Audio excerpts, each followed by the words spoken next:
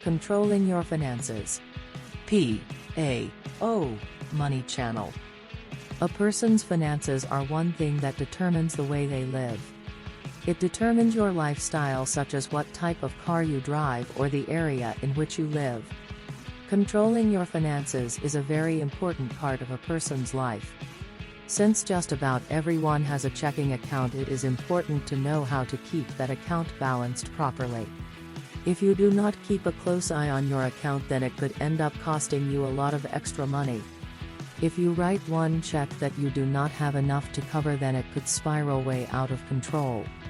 You will be charged a fee for the insufficient funds, which may cause another check to be returned, which causes more fees to be added on. This is one reason for keeping a close eye on your checking account. It really isn't as hard as it may seem. You just need to remember to keep a record of everything you spend, no matter how small. Review your statements each month and compare them to your records. The next big step that most people take is by receiving credit cards. Yes, it is nice to be able to purchase items on credit, but you still have to pay for that luxury, and with an added interest fee. Therefore, you need to be careful how you use your cards. This is very important when it comes to controlling your finances. Try to limit them to purchases that can be paid off within the 30-day period to avoid high interest rates. If you do owe a large balance, then try to pay extra each month, not just the minimum payment. The more you pay, the more money actually goes towards the balance, saving you on interest. There are also a lot of smaller ways that you can help in controlling your finances.